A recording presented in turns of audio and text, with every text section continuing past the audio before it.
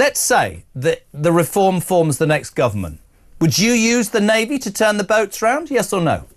Absolutely, 100%. In fact, I look forward to the day it'll be one of the first calls. I gave a speech a few months ago where I said it'll be one of the first calls I think that Nigel makes based on what he says. And it'll be to the First Sea Lord of the Navy, giving a clear instruction to ensure that not a single unauthorized vessel trying to get to this country across the channel makes it to our shores. And look, let's be clear, it'll be a humanitarian mission. We have a formidable Navy. But if you talk to people in the Navy, including senior people whom I speak to, it's crystal clear that operationally they could stop those boats extremely quickly, extremely safely. It's they do this sort of stuff all of the time. It's not an issue operationally. So if you did that, if you did that from day one, yeah. Would you, in the meantime, whilst all of those, leaving the ECHR and all the legal ramifications, would you detain people? Henry Bolden was talking about this for security reasons. Would that be offshore? Would that be somewhere else? Would reform say, whilst this is going through, whilst we're beating off the ECHR, we're going to stop the boats, but we're going to deal with this influx?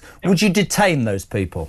Also, there's a couple of things, right? Number one, you have to stop people wanting to pay money to people smugglers and coming here, right? And also, we know nothing about these people. And we know for sure, by the way, do you remember when there was a man crossing the channel and he was posting live on TikTok? Yeah. He posted the French Navy escorting him to the UK. That was a man who had publicly threatened a sitting member of parliament that happens to be our leader in the form of Nigel. Do you remember that? The guy with the tattooed Kalashnikov? And the French Navy were escorting him to the UK. So number one, we've got a team working already on a whole policy agenda, because not only do we need to leave the ECHR, replace it with the British Bill of Rights, we've got to leave judges. You can blame judges all you want and say they're activists, but the reality is the politicians should leave no room for a judge, no matter how activist they are, to say that a rapist who is in this country, who's from Kenya, who's a convicted rapist, cannot be deported because he's an alcoholic and he might have a miserable time of it.